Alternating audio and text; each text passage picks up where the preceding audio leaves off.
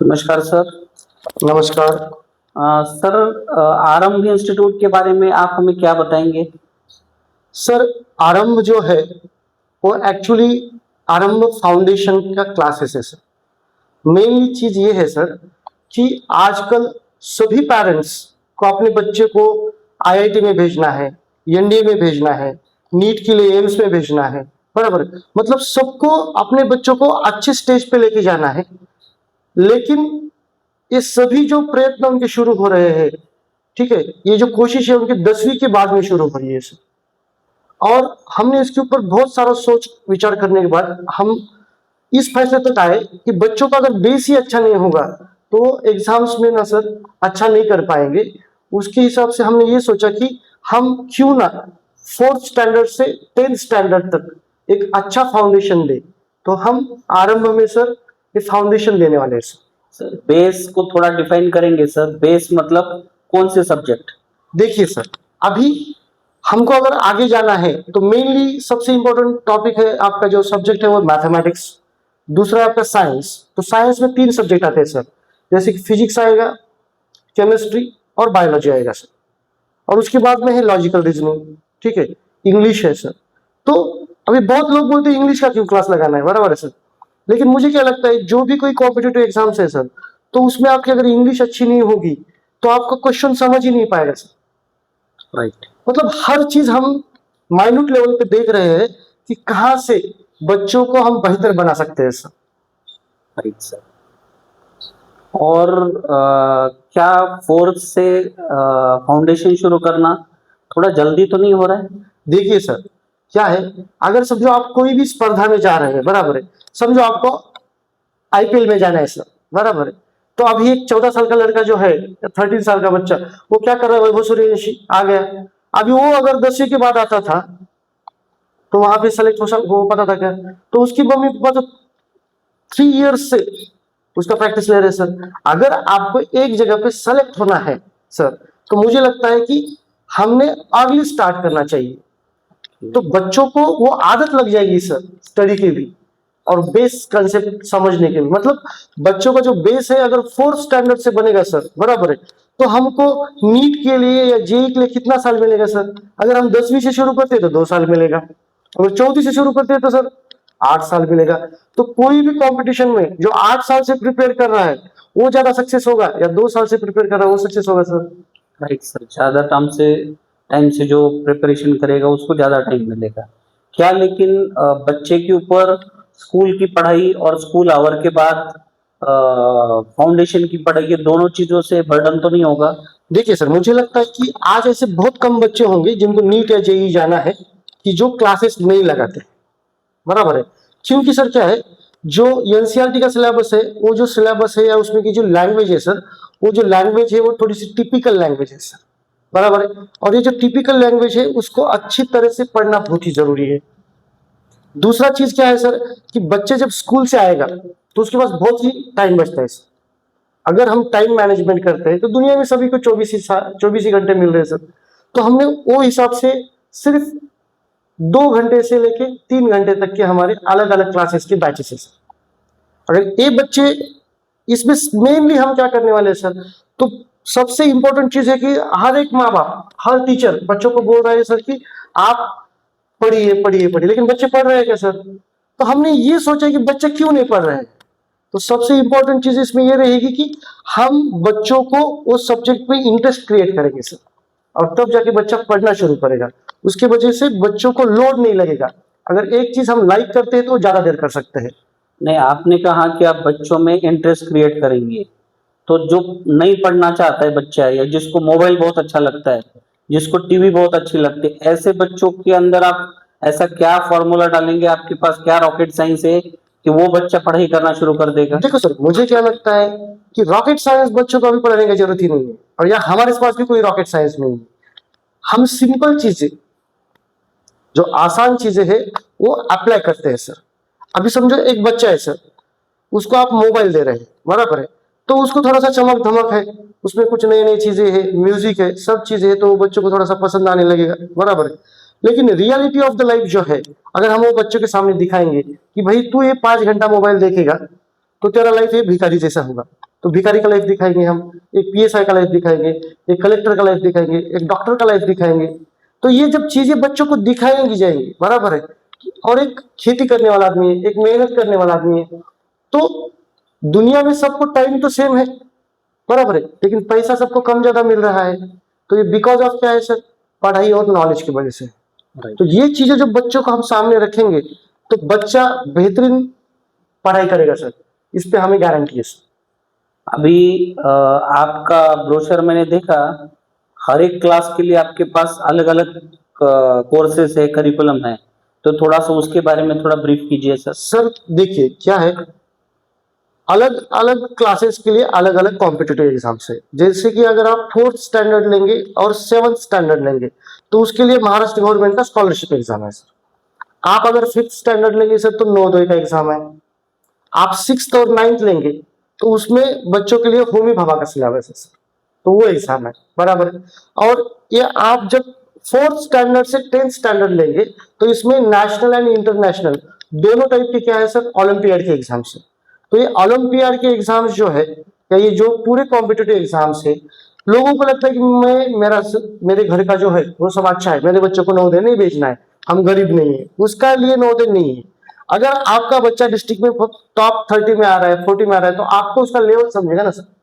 Means आपका ये कहना है कि नवोदय की एग्जाम या स्कॉलरशिप देने से सिर्फ हमको उसका बेनिफिट मिलना चाहिए, इससे ज्यादा बच्चा 5th और 4th में अपने आप को जज कर सकता है कि उसको वो कहाँ है, वो एक डिस्ट्रिक्ट लेवल पे कहाँ है या वो नेशनल लेवल पे कहाँ है। देखिए सर क्या है, सिंपली चीजें है, नीट की एग्जाम है, जेई की एग्जाम है, इनमें सर कंपटीशन हेवी रहेगा, क्योंकि जो कॉम्पिटिटर है वो लाखों में है, सीट्स हजारों में है।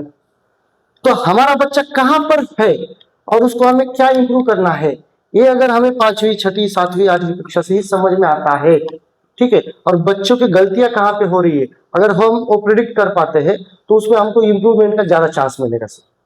तो इस तरीके से हम बच्चों को अच्छे लेवल पे लेके जा सकते हैं। एक चीज बताइए सर, कई पेरेंट जैसे हमारे सेंटर से दूर रहते, तो उनको आना जाना या घर के आसपास जो ट्यूशन है वो छोड़ के इतना दूर आना, तो ये इनकन्वीनियंट नहीं होगा सर? देखो सर, मैं दो चीजों पे, आपने ये सवाल में मुझे दो चीजें दिखाई दी कि कई पेरेंट्स क्या करते हैं कि अपने घर के आसपास ही बच्चों को क्लास लगाते हैं। राइट। समझो हमारे घर के आसपास एक मैडम जो रहती है, बराबर है, तो उनका इंग्लिश सब्जेक्ट है, लेकिन वो ले सभी सब्जेक्ट ले रही है, तो उतना टाइम नहीं दे पाएंगी। एक टीचर 5-6 क्लास को लिए सब सब्जेक्ट नहीं पढ़ा पाएगा सर, लेकिन वो पेरेंट के पास दूसरा ऑप्शन नहीं बोल के पेरेंट भेज रहे हैं। और इसके पीछे का मेन रीजन ये है कि पेरेंट बच्चों को छोड़ने के लिए और आने के लिए उनके पास टाइम नहीं है, क्योंकि वो दे बोथ आर बिजी। तो उसके लिए आप क्या हेल्प कर रहे हैं? तो सर हमने क्या किया है कि सर हम ट्रैवलिंग जो है या ट्रांसपोर्टेशन है, तो जालना के हर पॉइंट से हमने कुछ जालना के एरिया का पूरा एक रोड मैप बनाया है ट्रांसपोर्टेशन वाले से बात करके, और हर एरिया से जालना से हम पिकअप एंड ड्रॉप दे रहे हैं सर बच्चों का। तो इसकी वजह से जो पेरेंट का मेन कंसर्न है कि मैं छोड़ने को जाऊँ लेने के जाऊँ, उसमें मेरा 1-2 घंटा जा रहा है। तो आप ये ट्रैवलिंग के एडिशनल चार्जेस लगाने वाले? नहीं नहीं सर, अभी देखो हमने ये सोचा है ट्रैवलिंग में कोई खर्चा भी नहीं होगा, बराबर है। वो हिसाब से हम क्या करने वाले, जो मेरिट जो स्टूडेंट है उनको हमने क्या ट्रैवलिंग फ्री देने का सोचा है सर, और बाकी जो बच्चे उनमें भी कुछ छूट दे देंगे। मतलब क्या है सर, जब तक हमारे पास अच्छा बच्चा नहीं पहुंचेगा तब तक हम भी थोड़ा रिजल्ट प्रोड्यूस नहीं कर पाएंगे ना सर। तो ये बहुत ही इंपॉर्टेंट चीज है। आपने कहा अच्छा बच्चा, लेकिन जो एवरेज बच्चा है उसके लिए क्या है? देखिए सर, चीजें ये है कि रिजल्ट जो प्रोड्यूस करना है, एवरेज को हमको अच्छा बनाना है, जो अच्छा है उसका और बेटर बनाना है, बराबर है। मतलब चीज ऐसी नहीं होगी ना सर कि सभी बच्चे सेम रहेंगे, या 200 बच्चे का एक क्लास रहेगा तो 200 डॉक्टर बनाएगा, ऐसा तो कोई नहीं बोल पाएगा। अगर ऐसा कोई बोलता है तो वो झूठ बोल रहा है सर। तो चीजें कैसा है कि हमको जहां पर है उससे उसको ऊपर उठाना है, दैट इज द फैक्ट। और ये जो एप्टीट्यूड टेस्ट आप कंडक्ट कर रहे हैं, तो उसके पीछे का ऑब्जेक्टिव क्या है? सर देखो, अभी एक एग्जाम जो है वो 8 तारीख को है, 8 मार्च को 2026 को, और दूसरा जो सेकंड राउंड है सर वो 15 मार्च को हमने रखा है। तो ये जो दोनों भी एग्जाम हमने रखे हैं, ठीक है, उसके पीछे का मेन रीजन ये है, मेन मोटो ये है कि बच्चा कौन से सब्जेक्ट में स्ट्रांग है और बच्चों को कौन से सब्जेक्ट में इंप्रूवमेंट करना है, ठीक है, ये हमको समझ आएगा।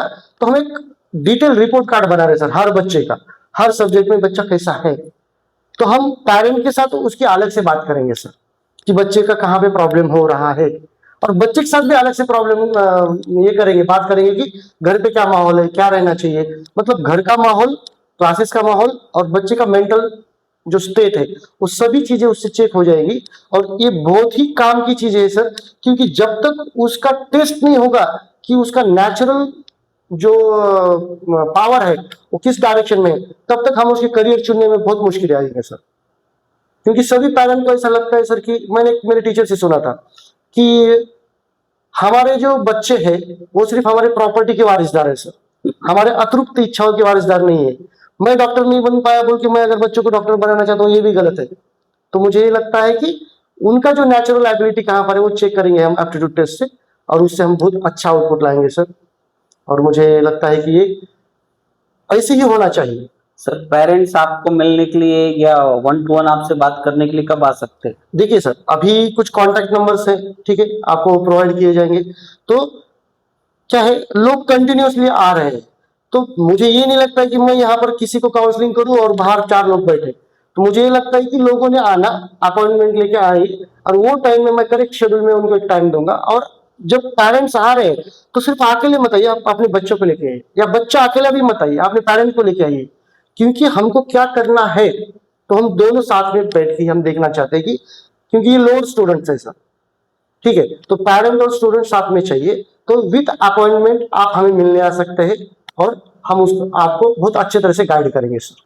आप लातूर से है, यस सर। आपका एजुकेशन शाहू कॉलेज से हुआ है, यस सर। आपने शाहू कॉलेज में पढ़ा है। Yes sir. ऐसा लातूर पैटर्न या लातूर के फैकल्टीज में ऐसा क्या एडिशनल चीज है कि जिसके कारण हम जब छोटे थे तब भी लातूर का ही नाम था, अब भी लातूर का ही नाम है, तो ऐसा वो पैटर्न में अलग क्या चीज है कि वहां से रिजल्ट प्रोड्यूस हो रहे हैं? क्या है सर, 2 चीजें होती है, सिस्टम बहुत इंपॉर्टेंट है सर, और हम उस सिस्टम से बने, उस सिस्टम में बने और वो सिस्टम चलाए हैं, तीनों चीजें बहुत इंपॉर्टेंट है। हम बने सिस्टम में है, बराबर है, और पढ़े भी वही सिस्टम में है और पढ़ाया भी वो सिस्टम में है। तो हमारे पास वो एक्सपीरियंस है कि बच्चों को कौन कौन से लेवल पे क्या क्या देना है। ऐसा नहीं है कि हमको बच्चों को डॉक्टर बनाना है तो हम 7वीं कक्षा में उसका A11 लेंगे, वो उसका लेवल नहीं रहेगा सर। बच्चों को कौन से लेवल का देना है वो, मतलब देखो, जब हमारी माँ रहती है, जब छोटा रहता है, बराबर है, तो उसको हमको क्या करते हैं, घुटन देती है, बराबर। उसके बाद में जैसे जैसा बड़ा होगा वो हिसाब से हमको खाना मिलता है ना सर। तो वो लेवल लेवल के हिसाब से बच्चों को देना चाहिए, एक चीज। दूसरा, बच्चे पढ़ाई करते हैं सर, लेकिन एग्जाम आने के बाद पढ़ाई करना और हर रोज एक प्रॉपर टाइम टेबल बना के पढ़ाई करना, ये दूसरा चीज। तीसरा चीज, सिर्फ क्वेश्चन आंसर लर्निंग करना, ये चीज। और मल्टीपल चॉइस के लिए कॉन्सेप्चुअल एग्जाम स्टडी करना, ये चीज। ये सभी जो पॉइंट्स है सर, ये लातूर पैटर्न से आते हैं। ऐसा लातूर मतलब लातूर का कोई मकसद नहीं, लातूर है, नांदेड़ है, कोटा है, बिहार में पटना है, बहुत सिटीज में चीजें चल रही है सर, फाउंडेशन लेवल पे बहुत अच्छा काम चल रहा है, बराबर है। लेकिन जालना में ऐसा कुछ नहीं हो रहा है, बराबर है। और मैं खुद जालना में सेटल्ड हूँ, और मेरा खुद का बच्चा ये टाइम में 8th में जाने वाला है और दूसरा 6th में जाने वाला है। तो मुझे 100% इसी पे फोकस करके मैंने ये शुरू करने के लिए किया है सर। अभी आरंभ की शुरुआत लातूर से हुई, आरंभ के कुछ सेंटर्स अभी नांदेड़ में हैं, यस सर। नासिक में है, तो आपका लॉन्ग टर्म का इस आरंभ को लेकर क्या बड़ा विजन है सर? क्या है सर, बड़े बच्चों के लिए बहुत सारी फैसिलिटीज अवेलेबल है, बराबर है, और बड़े बच्चे कम हैं। मतलब देखिए, अगर आप महाराष्ट्र का देखेंगे तो overall students from first standard, second standard, तो अब जैसे जैसे आप 12th तक जाएंगे वो कम होते जाएंगे सर, बराबर है। इसका मतलब ये है कि नीचे के लेवल में बच्चे ज्यादा है, बराबर है। और इंडिया का इतना जो टैलेंट है वो वेस्ट जा रहा है बिकॉज ऑफ हम उनको अच्छा पढ़ाई नहीं दे पा रहे हैं, बराबर है। तो हमने ये सोचा कि ऊपर बहुत सारे लोग काम कर रहे हैं, हम क्यों ना नीचे के लेवल पे आके थोड़ा सा काम करें, बराबर है, और बच्चे का बेस अच्छा बनाए सर। तो ये जो नहीं, आपके एक्सपांशन के क्या प्लान्स है सर? सर, अभी हमने क्या है कि समझो नांदेड़ में सेंटर चल रहा है, नासिक में सेंटर चल रहा है, ठीक है। तो अभी ये जालना जो है, बराबर है, तो जालना में देखिए सर, मैंने एक चीज ऑब्जर्व किया कि यहाँ से बहुत सारे बच्चे बाहर जा रहे हैं, माइग्रेशन हो रहा है, माइग्रेट हो रहा है। 2 चीजें होती है सर माइग्रेट में, छोटी उम्र में बच्चे माइग्रेट अगर होंगे तो उनको माँ बाप का प्यार नहीं मिलेगा और वो बिगड़ने के चांसेस ज्यादा बढ़ेंगे। राइट। दूसरा चीज है, माइग्रेशन की वजह से सिटी को जो बिजनेस मिलना चाहिए वो बाहर बिजनेस चला जाएगा, राइट। बराबर है। और बच्चों को जो खाने पीने की जो अच्छी चीजें घर पे मिल सकती है वो बाहर कितना भी पैसा दिए तो नहीं मिलेगा सर। राइट। तो बच्चे एक उम्र तक अपने घर पे खाना पीना खाना चाहिए, ऐसा मुझे लगता है खुद। और थोड़ा सा मैच्योरिटी आने तक बच्चे अंडर ऑब्जर्वेशन रहना चाहिए सर। तो उसके वजह से हाँ, यहाँ से आप नासिक भेजेंगे या नांदेड़ भेजेंगे या लातूर भेजेंगे, ठीक है, लेकिन बच्चे के ऊपर क्लास के बाद हर चीज के ऊपर वॉच रखने के लिए आपका फैमिली मेंबर वहां पे आएगा नहीं है। पेरेंट, आपने वॉच के बारे में जो मुझे एक क्वेश्चन रेज कराया, तो पेरेंट यहाँ जो चल रहा है उसका फीडबैक आपको हर कितने दिन के बाद दे सकते हैं, देखिए या जो पढ़ाई आप कराने वाले हैं उसका रिव्यू हर कितने दिन के बाद पेरेंट्स को मिलने वाला है? हाँ, देखिए सर, अभी बहुत सारी जगह पे लोग क्या बोलते हैं कि हम क्या कर रहे हैं सर, हम बहुत अच्छा पढ़ाते हैं और हम क्या कर रहे हैं, टेस्ट ले रहे हैं, टेस्ट लिया और रिजल्ट भेज दे रहे हैं, काम खत्म हो गया। नहीं सर, रिजल्ट के बाद काम शुरू होता है, ऐसा हमें लगता है। Right sir. समझ गए मैं जो बोल रहा हूँ? अगर समझो एक स्टूडेंट मैथमेटिक्स में वीक है, बराबर है, बार बार उसके समझो 3 वीक के पेपर हमने ले लिए और हमको समझ रहा है कि उसको मैथमेटिक्स में वीक है, तो उसको हमको कुछ ना कुछ एक्स्ट्रा देना पड़ेगा सर, एक्स्ट्रा होमवर्क देना पड़ेगा, टीचर से एक्स्ट्रा कुछ पढ़वाना पड़ेगा। मतलब एनालिसिस रिजल्ट के बाद होगा। राइट। और जब एनालिसिस होगा तो उसके ऊपर क्या काम होता है, ये तुम्हारा टीचिंग है sir. Means action plan is very important. देखिए सर, क्या है, फर्स्ट है पढ़ाना, पढ़ाने के बाद बच्चा क्या करेगा, खुद पढ़ेगा, तो उसके लिए उसको हमको कुछ देना है डीपीपीस। उसके बाद में बच्चा क्या करेगा, खुद एग्जाम देगा। एग्जाम देने के बाद जो रिजल्ट आएगा, समझो ऐसा हुआ कि 20 बच्चों को फिजिक्स का एक प्रॉब्लम नहीं आया, समझ लीजिए, बराबर है, 20 बच्चों को, क्लास में 30 स्टूडेंट रहने वाले, तो 20 बच्चों को एक प्रॉब्लम नहीं आया, इसका मतलब 10 बच्चों को समझा ऐसा नहीं है, 20 बच्चों को नहीं समझा है, हम ये पकड़ेंगे और टीचर को हम बोलेंगे सर ये पॉइंट पे 20 बच्चों का प्रॉब्लम गलत हो रहा है, तो ये पॉइंट वापस से पढ़ाइए, इसकी थोड़ी सी ज्यादा एग्जांपल ले लीजिए। इसका मतलब क्या हो जाएगा सर, कि वो सभी बच्चों को वो कॉन्सेप्ट समझ में आना चाहिए। हम 5 या 10 बच्चों के ऊपर कॉन्सेंट्रेट नहीं करने वाले, हम 30 to 40 स्टूडेंट के बैच बना रहे हैं, ठीक है। और इसका मतलब ये है कि हमारा क्लास जो है वो 100% कंट्रोल रहेगा। बैच के बारे में आपने बोलते बोलते एक चीज जो बोली, लिमिटेड बच्चों का क्लास। मैं आजकल देख रहा हूँ कि यहाँ पर ऐसे कई कोचिंग इंस्टीट्यूट्स है जिसमें बच्चे के स्कूल में तो 40 बच्चे हैं, लेकिन कोचिंग जहाँ जा रहे हैं वहां 60-60, 100-100 बच्चे। तो हम इस कारण वहां भेज रहे कि वहां ध्यान दिया जाए, लेकिन वहां उल्टा स्कूल से भी ज्यादा बच्चे हैं। तो इस चीज को आप लिमिटेड कैसा रखने वाले हैं? कहीं ऐसा तो नहीं कि कल एडमिशन होने के बाद आप भी 100 बच्चे बिठा देंगे क्लास में? हमने एक प्लान किया है sir, maximum 40 students in classroom. अगर हमारे पास 40 से 41 या 50 होते हैं तो हम फोर्थ का समझो हमारे पास 40 स्टूडेंट्स है, 45 50 हो गए तो हम उसके आधे आधे करके 2 बैच चलाएंगे। टीचर पढ़ाएंगे लेकिन बच्चे एक क्लासरूम में नहीं पढ़ाएंगे, ये सबसे इंपॉर्टेंट चीज रहेगा। क्यों सर? क्योंकि जब तक क्लास कंट्रोल में नहीं रहेगा तब तक, देखो आप कोई भी चीज कर रहे हो और आपको कोई देख रहा है, ये जो चीज अगर आपको पता है तो आप चीजों अच्छे से करेंगे सर। राइट। तो बच्चों को ये पता होना चाहिए कि टीचर का मेरी तरफ ध्यान है, तभी जाके रिजल्ट्स अच्छे प्रोड्यूस होंगे सर, ऐसे हमें लगता है। इसलिए हम लिमिटेड स्टूडेंट्स ही लेने वाले हैं सर। आजकल एक बच्चों का मैं क्रेज देख रहा हूँ, आजकल क्लास में पढ़ाई से ज्यादा जो टीचर बच्चों को एंटरटेन ज्यादा करता है, तो वहां का क्लास बच्चों को ज्यादा अच्छा लगता है। तो मतलब इसको हम कैसे रिजॉल्व करेंगे सर? क्या है सर, एंटरटेनमेंट जो है, बराबर है, वो थोड़ी सी होना अलग है या मोटिवेशन थोड़ा सा होना अलग है। अगर हम कॉन्सेप्ट पे नहीं चले गए और बच्चों को हमने ये दिखाया, बराबर है, कि सिर्फ टाइम पास ही हो रहा है, टाइम पास करेंगे बच्चे एक साल 6 महीना 2 महीना, लेकिन जब रिजल्ट आने शुरू हो जाएंगे, स्कूल के एग्जाम के रिजल्ट्स, आपके जो भी कॉम्पिटेटिव एग्जाम के रिजल्ट जब नहीं आएंगे तो बच्चों को भी समझेगा कि यहाँ पे हमको कुछ भी नहीं मिला। देखो क्या है सर, फंसाना बहुत इजी है, बराबर है, लेकिन अच्छा कंटिन्यूसली देना ये बहुत इंपॉर्टेंट चीज है सर। और मुझे क्या लगता है सर, एक कुत्ते का बच्चा है समझो, उसको भी समझता है कहाँ पे दुम हिलाना है, बराबर है। जो उसको रोटी देता है ना अच्छी तरह से, वो उसी से के साथ ईमानदार रहता है। तो बच्चों को बिल्कुल समझता है सर कि हमको अच्छा मिल रहा है क्या बुरा मिल रहा है। अगर हम अच्छा देंगे तो हमारे पास ही बच्चे आएंगे, इसका हमको गारंटी है सर। ओके। और एक पेरेंट का क्या रोल है ये सारी चीजों में? जैसे आने जाने की तो व्यवस्था आप कर रहे हैं सर। मतलब रिजल्ट की आपका ये सवाल है क्या सर? नहीं, मतलब आने जाने का जो मेन चिंता है पेरेंट्स का, वो तो हमने दूर कर दिया। हाँ। क्या आपका कहना है कि पेपर ड्रॉप होगा तो पेरेंट्स को टेंशन होगा नहीं? हाँ। दूसरा, यहाँ से जाने के बाद या जो यहाँ चीजें हो रही है उसके बारे में फीडबैक देने में पेरेंट का क्या रोल होना चाहिए?